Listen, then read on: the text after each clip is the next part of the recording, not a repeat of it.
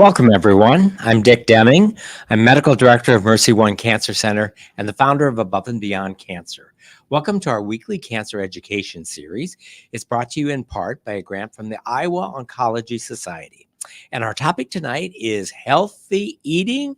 And my guest, my friend, my colleague is Barb Wisniewski, a licensed dietitian at the Mercy One Richard Deming Cancer Center. Hi, Dr. Deming. Thanks for having me. Welcome, Barb. How Thanks long for have we having me. been working together? I have been at Mercy One Cancer Center for 15 years. 15 years.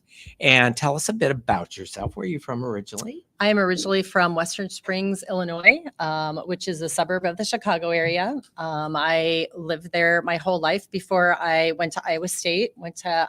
Graduated there with a degree in nutrition and dietetics and community nutrition, double major back then. And then in order to become a registered dietitian, you have to go through an internship. So I went through a 9-month internship at Hines VA Hospital in Chicago. And then after that, you have to sit for a national test that tests your knowledge about nutrition, and then became a dietitian. So I've been a dietitian for 35 years. Wow. Yeah. And tell us more about getting into it. So your high school, was it a big city high school, like lots of students? I went to a large high school, Lyons Township High School in Chicago, Illinois. My graduating class was 1,000 kids. Oh my gosh. So what was your claim to fame in a class of 1,000? So my claim to fame was that I, which I am almost embarrassed to say, but I was the prom queen. Wow. I was the prom queen in my high school. Yeah. Class of 1,000. In a class of 1,000. Yes. Yeah. So and was the quarterback the prom king? Actually, my boyfriend did play football, but he was not the quarterback. But he was the king. But he was the king. Oh, yeah. wow. So we ran as a couple back then. Gotcha. You ran as a couple. And what happened to him? We are no longer dating. He might be watching this now. Come upon this. Yes. But I'm actually by my high school or my husband at Iowa State, and he was a baseball player there. So he was an athlete. So I started out at Iowa State wanting to be a psychology major. And then I went into athletic training. I thought I wanted to do that. And then I really didn't know much about nutrition except for the fact that I loved science. This particular major and this degree is a very science-based degree. And so my senior year, actually it was my junior year, and I was on the 5-year plan at Iowa State, but I decided, what do I do with all these credits that are all science-based? And so decided, nutrition sounds really interesting. It's definitely got its foot in health. Back then, nutrition wasn't as big of a thing as it is now. And now we know so much about nutrition. I always tell people that when I went into this, nutrition was kind of a baby science. We really didn't know much about nutrition and the link with disease and health. And now we know so much more. There's so much research that's really pointing to the fact that what you eat is really so important to your health.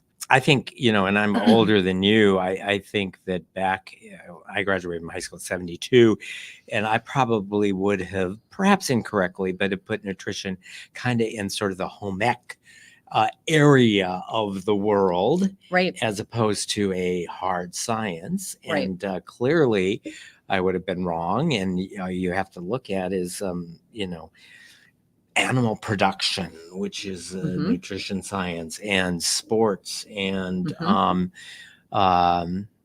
cancer. And that's the link we're going to talk about today. Yes. Yep.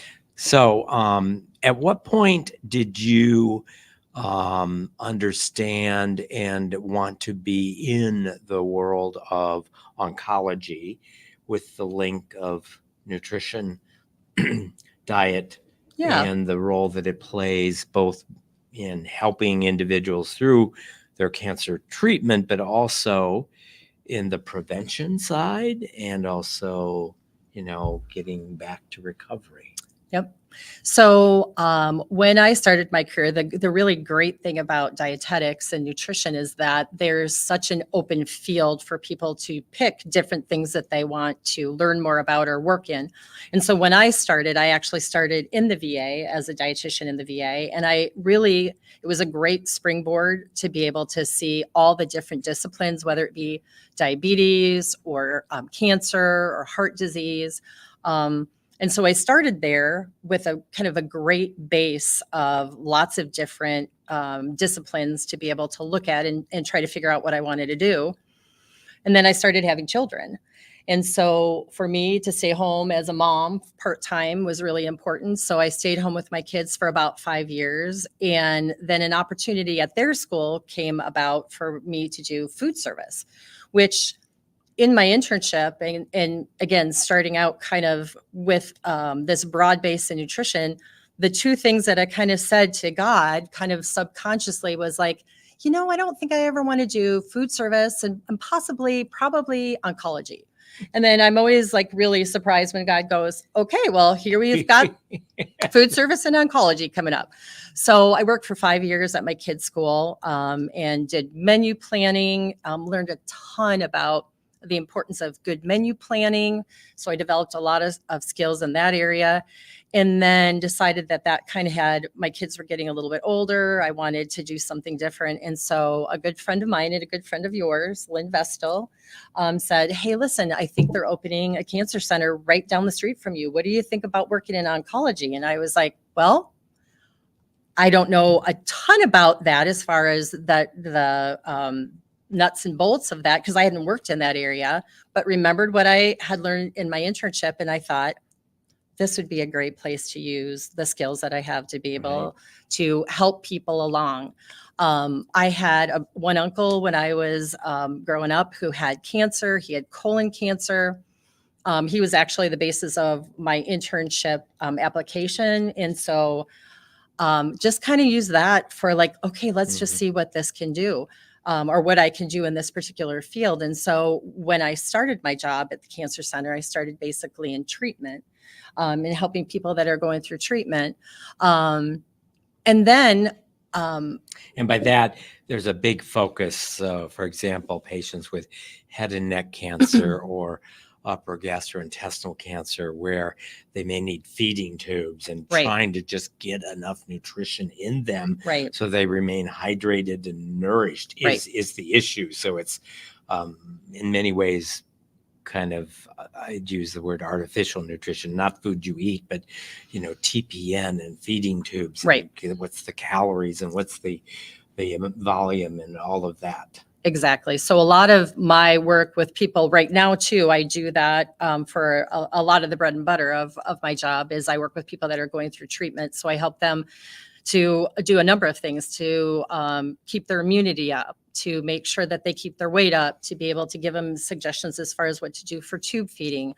So a lot of that is more on the ground, helping them through treatment versus, and some of it is healthy eating, obviously, but a lot of that is symptom management. A lot of it, is kind of like a doctor and prescriptive of, you're prescribing tube feedings, not for the taste, but just for the, you got to know the protein and fat and carbohydrate content, but it's really more of a prescriptive thing. It is. And in reality, there's probably just globally speaking, a bigger role for dietitians in terms of what is the best lifelong diet to reduce the risk of cancer before you've ever diagnosed with cancer, and hopefully not diagnosed. And then you and I know that many individuals going through the cancer journey come out this other end with this desire to really make a difference, to have a chance to change their lives in a healthy way. Absolutely. And use their cancer diagnosis as a springboard to healthy living. And then they want to know, what do I do to eat healthy? And throw on top of that, the early stage breast cancer patients, especially the ones that are just right around menopause, they come through their breast cancer treatment getting slammed into menopause, and 80% of them gain 20 pounds. And quickly. Gain 20 pounds going through treatment. And that group is so much different than this group you're trying to just get enough calories in so they don't waste away. So I'd say the beauty of the job that I have right now is that I do have hands in both. So I really love the fact that I am able to help people through a very difficult time of their life when they're going through treatment, to be able to give them good suggestions, to be able to maintain their weight, maintain their immunity, get everything that they need to be able to deal with the side effects of cancer treatment. But then you're right. A lot of times when people are going through treatment, they will say to me, I just need to get through this. I just need to be able to eat what I need to eat to be able to get myself through treatment. I don't really have time right now to talk about all this healthy stuff that I know that you've got that information too. So where I see people a lot of times and where I really like to meet people is once they're past that into the survivorship, even though we know a survivor is from diagnosis all the way, to the end of life. A lot of times people are not ready to deal with those big changes until they've got that in the rearview mirror. And then they'll come to me and say, okay, Barb, now's the time. Can you help me eat healthy now? So now this is the new normal. Now Right. I'm no longer getting chemotherapy. My surgeries are done. Yes, maybe I'm on an anti-estrogen pill for 5 or 10 years, but this seems like I'm back to the new normal. What can I do? How can I eat in a way that reduces the chance of the cancer I've had coming back? How can I eat to reduce the chance of getting a new cancer? How can I eat to be as healthy as possible? So we're going to focus mostly on that aspect of nutrition. And would you say that what a cancer survivor eats to stay healthy and reduce the risk of cancer is, generally speaking, probably the same thing that we would do to reduce the risk of having a heart attack or a stroke or diabetes? Definitely. So a lot of the chronic diseases that we get have some of their origin in lifestyle. And so lifestyle across whatever disease processes we might talk about. For example, like one of the things that I did for part of my career was I was a certified diabetes educator. So I went, again, back for more schooling, certification, and then work with people who had diabetes. And so a lot of the things that I would tell somebody who has diabetes or who has just had a heart attack or bypass are a lot of the same things I would tell my patients who have cancer, as far as, we want to look at a healthy diet that includes a plant-based diet. So a lot of my discussion with people has to do with more talking about not necessarily foods in terms of these are good foods or these are bad foods, but it's more of a meal pattern or a eating pattern that we talk about. So, diets come and go, fads come and go. But what we know about chronic disease, including cancer, is that it's kind of an anti-inflammatory, which is a kind of a buzzword right now, but there's a lot of science behind it, that what we eat, how we exercise, where our weight is, all those kind of things are inflammatory. If your weight's too high or you're eating a high processed food diet. So I talk to people more about eating patterns, which really takes out the I'm afraid to eat kind of thing, because that's where a lot of people will come to me too, is that fear. Right. Like I have heard, and I cannot tell you how many times I've heard, like I have heard from a neighbor, I have heard from a friend that keto is the way to go. Or I've heard that, to be paleo, or should I become a vegetarian, or I'm really afraid of sugar. Like these are all questions that I'll get that help when you put that in the context of an eating pattern. It takes I can't do this, or if I eat a little bit of sugar, will this cause my cancer to come back? Because we're talking about an overall eating pattern. Right. We're talking about 30 years of eating that it may contribute to increased risk of cancer. Might clarify, even as we use the word diet, and we kind of been using the word diet as just like, well, what do you eat? We call that the diet. Some people might think, oh, you're talking about this special thing where I only eat cabbage for a week, or some fasting, or some keto.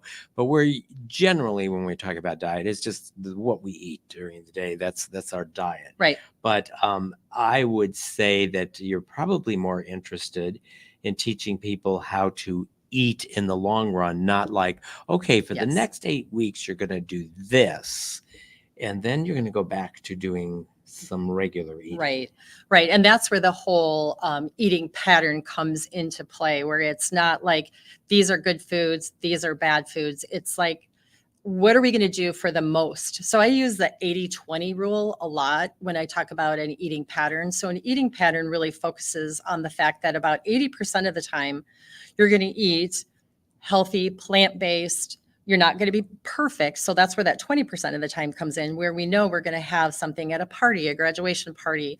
We're going to eat that dessert. Food is so much more than just nutrition. Mhm. I mean, it's the way that we relate. It's our history. It's Our culture. Yeah, Yes, it's all our these things. socialization. Absolutely. Yeah. So to be able to, try to stratify and put foods into good category, bad categories. We used a concept when I worked in food service. Actually, I was the wellness director at this school that I worked at, and it was a concept, surprisingly, that was from McDonald's. And they, for kids, broke it down to a kind of a stoplight where these are green foods, these are yellow foods, and these are red foods. And I've always kind of used that as a backdrop. Like, this is the way that we all should eat. Like, green foods are going to be your healthy, low fat, anti-inflammatory foods. Your yellow foods are kind of getting in there where the fat content might be a little bit higher, or maybe there's a little sugar. And then those red foods aren't foods that you have to completely avoid, but those definitely have kind of a back burner as far as how often you eat those. So, Yeah. and it's super simple concept. So You've used the term plant-based several times. So maybe let's just talk about the term plant-based. How much meat can one have in a plant-based diet and still say that you're eating a plant-based diet? okay. So I'm big on audio or on visuals here. I use a lot of these with people when I do education. And so this is actually a nice 10-inch dinner plate that was put out years ago by Hy-Vee. And it's just a very good visual to show when we talk about a plant-based diet, we're looking, there we go. We're looking at something that, as far as a 10-inch dinner plate, 3/4 of the plate should come from things that come from plants. So fruits and vegetables. And then this protein down here can be plant-based protein, or it could be an animal-based protein. So we're talking about lean meats. We're talking about possibly edamame or hummus or tofu or one of those plant-based proteins. And then the only thing that's not on this plate is dairy. And so dairy is also something that we feel is important. Not everybody has to have dairy, but dairy can be part of a very healthy diet as well. Would you say that the science would say that you get the same health benefits if this protein is a healthy meat? And by meat, I want to include fish, Sure. chicken, red meats, but that if you choose the healthy version, but it's a animal based, that would be as healthy as if all 4 quadrants were plant based. So there's lots of different meal patterns or eating patterns out that we'll talk about. One of the ones that I talk about probably the most frequently is the Mediterranean, because that we know a lot. There's been a lot of research about the Mediterranean diet, where it is in the world, where it's by the ocean. And so the Mediterranean, they actually have their own food pyramid, but what they recommend is basically mostly plants. Their oil is inflammatory oil, so it's going to be olive oil, mostly nuts and seeds as well. And then they do include. What did you say about their oil is inflammatory? Anti-inflammatory. Thank you. Sorry. Yeah. Yeah. Yes. So the olive So oil is yes. like monounsaturated, one of the healthiest fats that you can consume. And because of that region of the world, that's where they grow olives. So very polyunsaturated, monounsaturated, anti-inflammatory, but they still eat some red meat. They still eat a lot of fish. They eat chicken. They drink wine there. So red wine is part of it as well. So not that I tell all of my cancer survivors, or really anybody in general, that alcohol is something that would be beneficial necessarily to a cancer survivor, but it does have its place, especially as far as anti-inflammatory in, especially in the cardiac diet as well. We know a lot about that. In appropriate quantities. Appropriate quantities, yes. Yeah, but so I think I'm hearing you say that you can be perfectly healthy if your protein section is a healthy animal. Yes. Yeah. Yep. But there are millions of people around the world that are true vegetarians or vegans. Absolutely. And if someone wants to go that way, you can help them make sure that they're getting enough protein. Absolutely. In a total plant-based diet. In a total plant-based But diet. right now, the science would say that a plant-forward diet that still has some animal is as healthy as long as you choose that animal protein wisely. Wisely, right. I'm always cognizant of the fact that a lot of the people that I talk with, we live in a very agricultural state. And so we do have a lot of farmers who farm pork, beef. And so there is a place for that in the diet. Not everybody wants to necessarily do that. I always talk with my cancer survivors too, is that because of the way we treat cancer right now, and because of this kind of becoming a chronic disease, that a lot of times people will go on to develop heart disease or diabetes as potentially another chronic condition. And so definitely all foods can fit, red meat can fit if they prefer it to, but you're right. It's the cut, it's how much, it's how often. And the least processed, the best. The more highly processed any food becomes, the more it slips from green to yellow and perhaps into red. Exactly. So when I tell people about grocery shopping, I mean, this is a pretty common thing that most dietitians will talk about, is really shopping the perimeter of the grocery store rather than the center aisles. And that's where we get a lot of that ultra processed food. We know a lot about inflammation. And so what I tell people is that a plant forward healthy eating pattern is going to be plants because they're anti-inflammatory. So plants, things that come from plant origin, which are fruits and vegetables, nuts and seeds, spices are huge as well, spices and herbs, which a lot of times people don't think about those things as being anti-inflammatory, or phytochemicals, which is just a fancy word for a plant chemical. But all those things can really fit. So one of the slides we have on the screen right now are phytochemicals, which are basically, it's a fancy word for plant compounds that are not vitamins and minerals that are present in foods that help us as cancer fighters. So when I tell people to eat healthy and eat fruits and vegetables, I tell people to eat around the rainbow. Every single different color of fruits and vegetables have different phytochemicals in them that can help our body, because they help the plant fight off predators. They can help our bodies fight off cancer. So what a plant forward diet looks like, because people will ask me that, like, well, how many servings of fruits and vegetables would that include? So what the American Institute of Cancer Research recommends, which are it's one of the main organizations in the United States that talks about cancer and food and healthy eating, they talk about anywhere from 5 to 10 servings of fruits and vegetables a day. And sometimes people will look at me and go, well, gosh, I don't think I can even, like, how can I do 5 to 10 fruits and 5 to 10 vegetables? And so I always reiterate the fact that it's those two in combination of each other. And it's really not that tough when you think about it.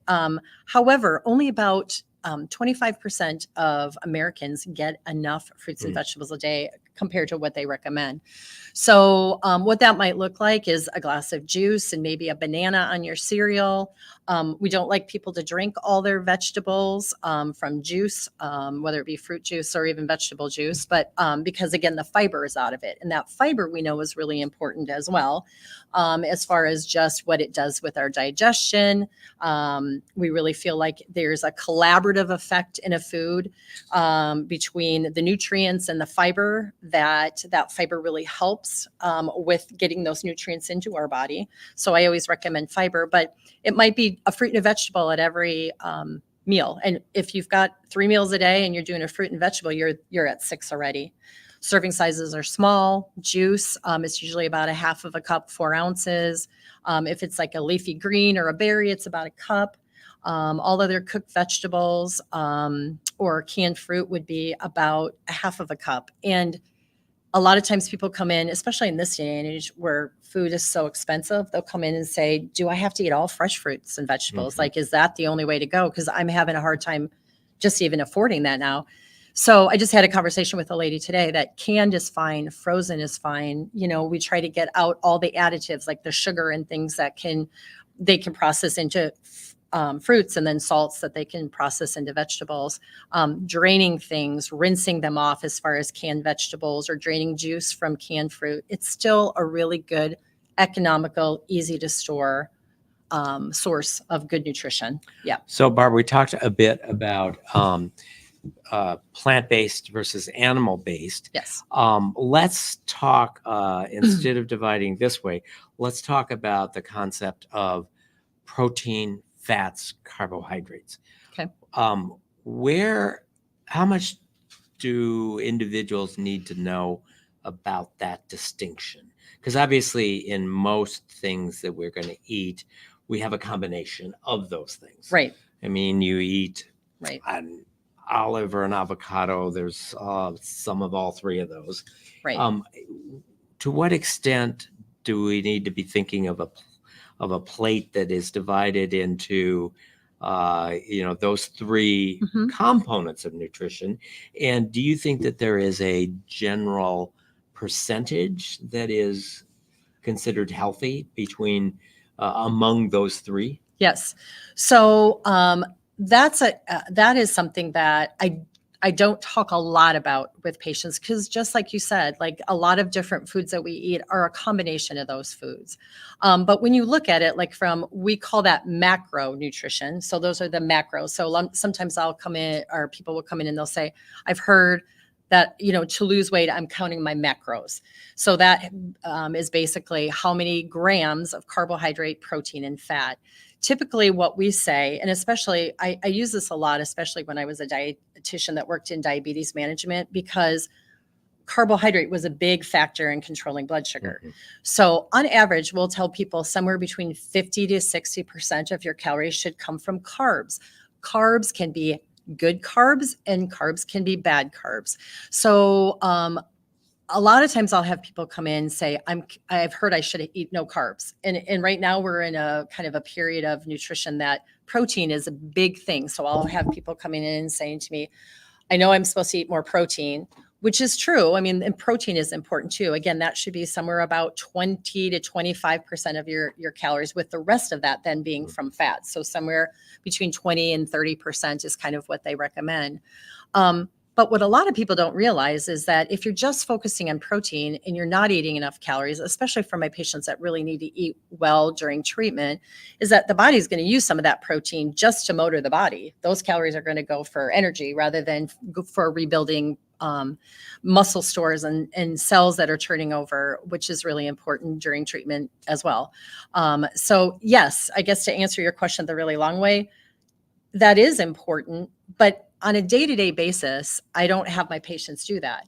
I basically, based on this plate, like you said, the carbohydrate that we're going to get, this is going to be your carbohydrate foods. The fruits and vegetables and the grains are going to be your carbohydrate foods. So if you are eating those, you're going to be eating most of your calories from carb. A lot of these do have some fat worked into them. Protein is, again, this is going to be about a quarter of the plate. So that's 25%. So And it's that a pretty protein easy. section is almost guaranteed to have fat Absolutely. as well. Yep. Depending on what it is. But then there's other things, like on this plate, there's no section that shows like a place for nuts or a place for seeds. Those can also be in the protein section as well, because we know those provide a lot of protein. It could be the olive oil that you use, the salad dressing that you use. So there's lots of different ways that we can put healthy fats in the diet. Yep. Let's talk some more about carbohydrates and the good carbohydrates and the ones that are yellow and red, in terms of aren't as healthy and probably predisposed to not only inflammation, but fat accumulation. Right. So why don't we call out the bad guys for a bit here in terms of what carbohydrates are less healthy and which carbohydrates are more conducive to a healthy diet. Okay. So again, we talked about those ultra processed foods. And so surprisingly, like besides the sugary foods that we eat on the store shelves that are the processed cookies, cakes, pies, all those tend to be refined carbs. They're very easily absorbed into the body. There's not much nutrition. So we talk about nutrition density or nutrient density of foods. Those tend to be high caloric density, low nutritional density, Mhm.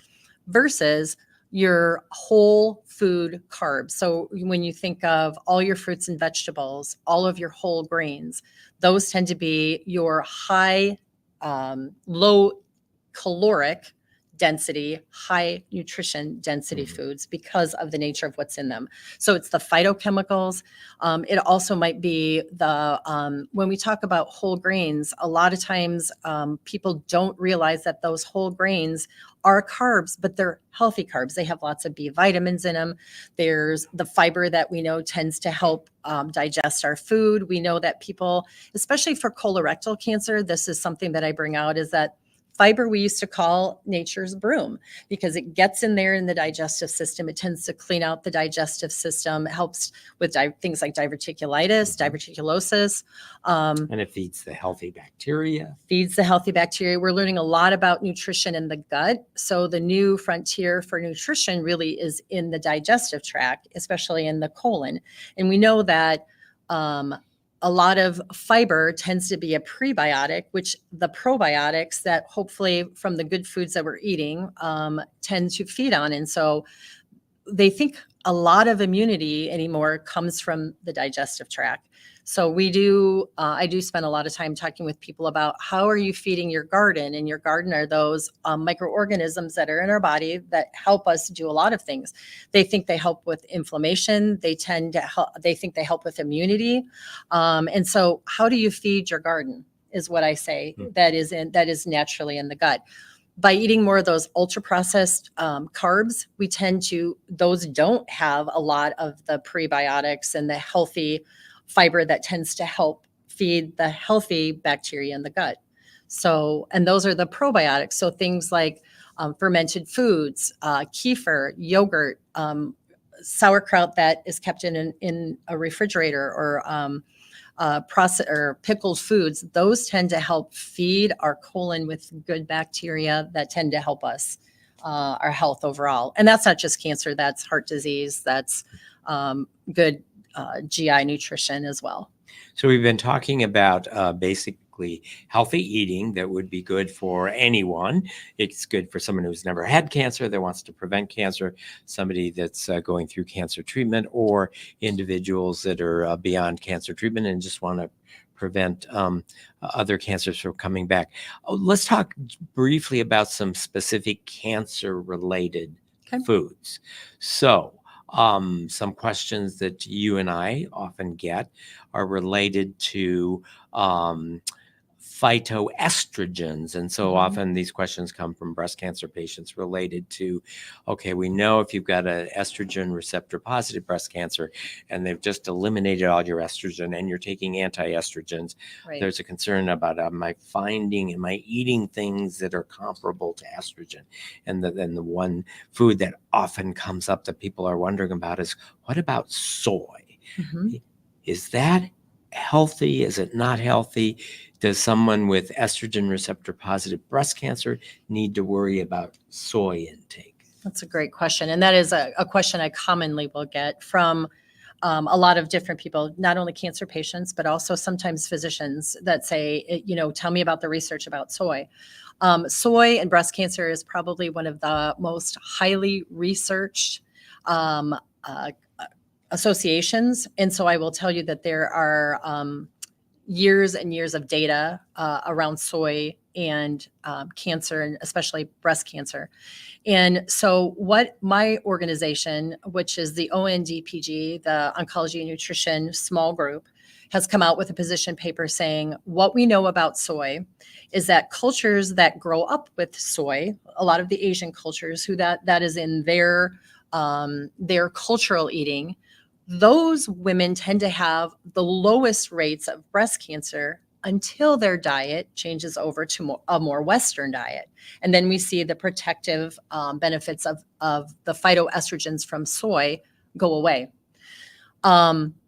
What we tell people who are concerned about that is that we don't recommend soy pills and powders, isoflavone powders, or supplements at all for breast cancer survivors. However, 2 to 3 servings of whole soy foods a day, we feel, not only are they not detrimental to breast cancer, especially for women that are going through breast cancer treatment where they're on estrogen blockers, but we feel like those, as long as they're whole foods, which would be things like edamame, soy milk, tofu, tempeh, some of those foods, those can be very healthy addition to the whole cancer prevention diet. I would be surprised if you recommend to anyone all of the powders and supplements. No, I mean, dietitians by trade, we tend to be food pushers. I say I'm a food pusher. Real food. Not supplements. Not supplements. And so I think boiling it down, and thank you for explaining the research, is that individuals don't have to be concerned about eating soy in their diet if it's real food. Right. Right. If it's real food. If it's real food, not the supplements. A lot of times people will have concerns about soy that's been processed in. So soybean oil or soy different additives, where people will say, well, do I have to be reading the label for every single thing? And if I see something with soy, do I need to avoid that? And so what I do is I use that as an opportunity for some label education, where foods are labeled in the ingredient panel by the greatest thing. That's about 75% or so of what is in that food, depending on what the food is. But as you go down the line, there's less and less in there. So of course, if there's some processed soy as the first ingredient or the second ingredient, I would be more concerned than if it was a byline at the very bottom of that ingredient panel. But again, those ultra processed foods. So even if it's something like a granola bar, which sounds healthy, that is considered a processed food. A highly processed. Right. Yeah. So if you're making those at home, and there's lots of good recipes out there for making your own where you can use whole ingredients, that might be a better thing to be doing if you're concerned about those small amounts of soy and things that are processed in. And speaking of granola bars, let's talk about sugar, because many of the packaged granola bars taste so good to us because they've got a lot of sugar and aren't much different than cookies. But sugar, so that's probably the second most common, if not the first, that we get asked about with cancer. Does eating sugar cause cancer? So again, I always explain to my patients that it's not going to be one thing that you're eating that is going to cause your cancer or cause your cancer to come back. What we do know about sugar, and then this is a really good point to your point about like what I tell people across the spectrum of whether I'm talking to somebody who is a cancer survivor with diabetes or a heart patient. We know that cancer has got 4 calories per gram in it. There's no nutrition in sugar. Does it taste great? Absolutely. Does it actually, make some of the foods that we really enjoy enjoyable? Yes. But I tell people like sugar should be one of those things that none of us really eat a bunch of. Like that is something that is one of those treats, like in the yellow or the red kind of place when we talked about the stoplight. I grew up in a Czech and Polish family. So desserts were a huge deal in my family. And really, supper was not finished until you had some kind of a dessert. Now, sometimes it was a fruit pastry, but a lot of times it was something sugary. And then as I learned more about this, I still enjoy those foods, but I just don't have them very often. So do we need to worry about that every time I eat sugar, it's going to cause my cancer to grow? No, we know it's a lot more complicated than that as far as how the body handles sugar. How the body handles overnutrition in general. So what I usually say to people is that sugar is one of those things that should be a sometimes food. We don't want to pull it out completely. Sometimes what I'll tell people to do is if you're going to eat something with sugar in it, you might want to eat something that has a little bit of fat or protein, because we know that helps to level off the blood sugar curve. That pulls your blood sugar up, and we all have blood sugar rises and falls, even if we're not diabetic. But that it's just one of those foods that you don't have to feel guilty about, but there's not much nutrition in there. So whether you're a heart patient, a cancer survivor, a diabetic, somebody who has other inflammation throughout their body, one of the things that I really focus on, especially with my people who are middle-aged, is that when we were younger and we ate something that was inflammatory, we didn't always feel it. I try to get people to be in tune with their bodies and what they're eating. And a lot of times as a middle-aged person, if you're paying attention to your body, you can sometimes actually feel that inflammation from eating processed foods, too many processed foods, too many what we call junk foods, or too much sugar. And so I tell people, pay attention to how your body feels. If there's a day where you get up and you like inflammation is, we're talking joints, we're talking, even they've linked inflammation to dementia, rheumatoid arthritis, digestive issues as far as inflammation, inflammatory bowel disease. The more of those foods that you eat, the more you get off of a healthy eating plan by eating things that are not necessarily healthy. Sometimes we actually feel those as middle-aged people. So pay attention. Pay attention to your body. And maybe if you're going through some of those chronic diseases, maybe keep a little diary of what you're eating and how you feel in proportion to that. Absolutely. A lot of what I do with people when they're trying to eat healthier or they're trying to lose weight is we do a lot of journaling, writing things down, writing what you're eating, writing how you're feeling, both emotionally and physically. Mm-hmm. That sometimes we see these connections that we don't even realize are there. Yeah. So we talked about two topics that often come up with cancer, soy and sugar. Is there any other topic that you frequently get asked by cancer patients, cancer survivors, either myths or concerns about any particular type of food? Not necessarily. I mean, I do hear a lot about the what is the best way to eat? Should I be eating paleo? Should I be eating keto? Should I be avoiding all sugar? Those kind of things. I take a lot of time to talk with people about just the inflammatory process and kind of how there can be an anti-inflammatory meal pattern and an anti-inflammatory meal pattern. I would say a lot of my cancer survivors come to me very concerned about weight gain. So a lot of breast cancer patients, like you said, will go through treatment, puts them into menopause very quickly.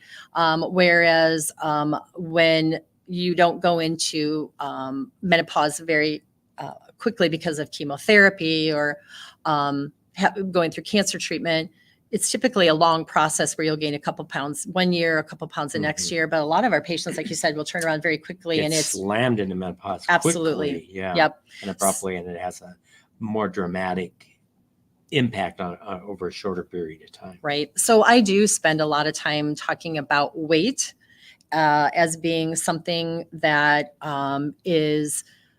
it can be a very difficult concept to talk about because there's so many factors that go into weight gain and how to lose weight. But we talk about reasonable weight and just really the importance of, like, I will always try to frame it with what seems like a reasonable weight for you to attain and maintain. And even as we get older and our metabolism drops, it gets a little bit harder to lose weight, but it's never impossible. And there's a lot of behavioral things. We have lots of tricks up our sleeve as dietitians to be able to talk about what are some good ways to be able to focus on your calorie intake. Are you looking at the whole picture? Are you exercising? I use Above and Beyond Cancer. I use the MyFitRx program as a adjunct to what I do with nutrition. A lot of times saying that this isn't just nutrition. It's really a lifestyle, and that lifestyle really has to look at all the aspects besides just nutrition. Yes. You know, Body weight, what you're eating, physical activity. absolutely. Yeah, that whole triad is very linked. Well, I've got many other questions, but I know our audience has questions too. Great. So I'm going to leave time for that. Sure. So if you have questions for Barb, we'll start with, we have a live studio audience and they get first shot at you. And then if you're watching us live streaming right now, please put your question in the comments section of your live streaming program and we'll get to those. But we'll start with our questions here first. Poon. Yes. So you did not mention anything about organic, or did I miss that? No, I did not. Because with like meats and fruits and vegetables, Right. there's such a big thing going on with organic. Do you recommend that for cancer patients? Sure. and That's a great after question. treatment? Sure. Yep. Everybody has their own financial threshold as far as what they can afford with food. I'm really sensitive to that all the time, but especially right now. I mean, we tend to be in a time period where you go to the grocery store and everything is very expensive. And so if people prefer to eat organic, I certainly support that, whether it be meats, fruits and vegetables, grains, all of that. What we know about organics is that organics definitely have less pesticides. So there is an organization out there called the Environmental Working Group. It is an organization that will track the pesticides in especially fruits and vegetables. It's only fruits and vegetables. And on a yearly basis, they rate them, and they call the ones with the least amount of pesticides the clean 15. And the ones with the most pesticides called the dirty dozen. So, and every year, based on the research, those will change. If people want to eat organic and finances are an issue, I always refer people to this website and say, the dirty dozen are probably the ones that you need to watch out for the most. Those are the ones with the most pesticides, and buying those organic are going to give you the most bang for your buck as far as organics go. Whereas conventional produce, for everything that's on like the clean 15, are going to be lower in pesticides. There's not a whole bunch of research that shows that eating organic is necessarily better for you nutritionally. So like when we take that food and we put it under a microscope, break it down, take a look at the fruit, the vitamins and minerals and all those, the fat, carb, and protein, we don't really see that buying organic is necessarily better nutritionally. But I understand the fact that there are a lot of people that do want to eat healthier, and healthier for them might look like eating less pesticides. So, we live in a state where that is certainly something as far as groundwater and agriculture and everything that comes into play. And so I always meet my patients or the people that I work with at where they're at and what their concerns are. So if you want to eat less pesticides, I can surely help you with that. Research shows that if you look at it in terms of, is it healthier to eat all organic or to just eat more fruits and vegetables? Eating more fruits and vegetables are really where the biggest bang for your buck comes from health. So I will always promote people eating more plant-based, more fruits and vegetables because of what's in them versus the pesticides. Does that make sense, Poon? Yes. Okay. So that's a good explanation that it's not really the nutrition that's better in a organic, but that you are potentially eliminating herbicides, pesticides, fertilizers, chemicals. Yeah. Added chemicals. Added Yes. chemicals. Okay, Yes. good evening, and thanks Hi. for joining us tonight. Tonight we heard a lot of good information about foods and how they react in your body. One thing that you touched upon was the gut, Yes. because everything passes through your gut, and that is the thing that processes your food, period. Mhm. So one of the things that we're starting to have this buzzword about kombucha. Okay, Mhm. so now is kombucha good for you or not good for you? Or if I was a cancer patient, would that be good for me and why? Yeah. Or is it just disgusting? No, I'm sorry. Oh, okay. No. You can get lots of good flavor. You can. So, Barb, what do you think about kombucha? Yeah. So kombucha is one of those things that is a probiotic. So it is a fermented product that we know has those healthy microorganisms in it that can help feed a healthy gut. So my big thing with probiotics is that I always share a story from my own family. So I have always drank kefir, and kefir is also one of those fermented dairy foods. I am a sufferer of not inflammatory bowel disease, but something called irritable bowel disease. And they've shown that probiotics tend to be very helpful for that. So one thing I always say is when you're going to start something like that, start small, because it does work on the gut's bacteria. And so when our body's not ready for that or used to that, and you throw in a big glass of kombucha or kefir, it can change the milieu of that intestinal flora and can cause some GI side effects. So yes, I do support that. I think it's really important. My stepdad is a 30-year cancer survivor, prostate cancer survivor. He is also a heart patient and is on a blood thinner. And he said, I'm going to try some kefir. And I said, go slow. I want you to start with an ounce or two. Well, he jumped right in and he ended up having nosebleeds. And so I said, okay, this is telling us something. Like it definitely can have some benefits as far as permeability of the gut and everything. So I always tell people start slow and then just see how your body does. But those are very healthy. So yes, I do support kombucha. I like the way that it tastes. It is an acquired taste. Yes, Yeah. for sure. I'm not anti-kombucha. I just have not had enough of it to be a connoisseur and cheerleader. Okay. Yeah. I'm so fascinated with what I'm just hearing.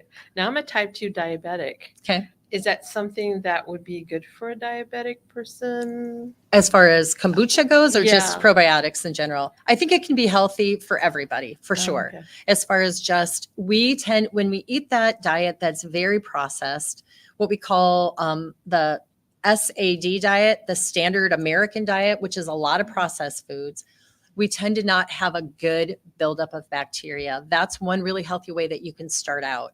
Again, those probiotics that are in our gut also need prebiotics, and that's where things like fruits and vegetables come in really handy. So it's really a collaborative effect. So I tell people it's not just adding those probiotics in, but it's also adding in just a healthy overall diet that's going to feed those things and those organisms and really create a healthy environment down there that's going to help you out with, besides digestion, other anti-inflammatory processes as well. Well, to add on to that, my original question was going to ask you about, for a diabetic, fruits and vegetables are great, Mhm. but it's got that natural sugar. Like I can only eat half a banana. Okay. Otherwise, the sugar level will go really high Yeah, on a full banana. So how do you recommend that for someone that's a in great that question. situation? Yeah. So some people, like, there is something called the glycemic index that you've probably heard about. And that's just kind of how certain foods and in a standard amount will affect the blood sugar.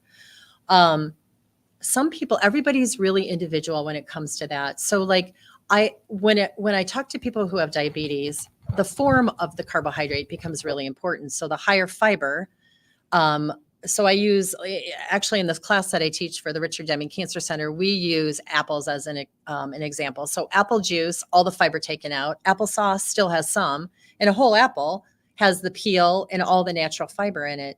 So the more that we stick to the natural form and the less processed it is, the more those carbohydrates have the ability to not throw that blood sugar off.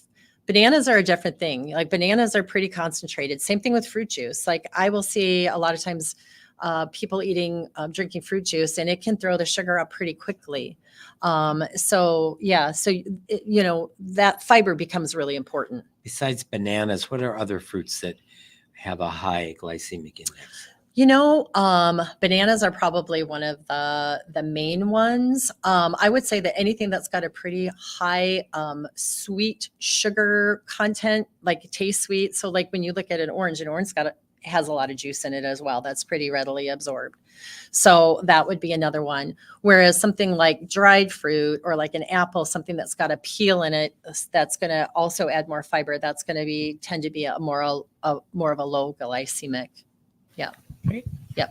Yes. Do you have an opinion on, let's say, not eating, fasting? Fasting. Fasting. How does fasting fit into a healthy? Yeah, so fasting lifestyle? has become one of those things that we're looking at in terms of research for cancer. We definitely know that I have a lot of friends that have done intermittent fasting, which is basically times of eating versus times of not eating, whether it be 12 hours, 16 hours, one full day off of food, one day on a food. We think that there's something to the fasting process that really helps with inflammation. It can certainly help with weight loss. So I've had a lot of people that, like I said, have done this for weight loss. We think that there's a lot of research going on with cancer to see if, especially during cancer treatment, if that could be an effective adjunct as well to be able to utilize chemotherapy for that to work better. So there's a lot of ongoing research. I think the word overall for all cancers is still out there, but I think it's probably one of the fastest growing right now subjects as far as looking at it in terms of, especially of cancer treatment. It can be an effective way to lose weight. Some people do really well with it, and some people are like, I cannot do this. I just cannot do this. Yeah, it's a good question. It's definitely something that I think we're going to see in the next 5-10 years, a lot more research on intermittent fasting.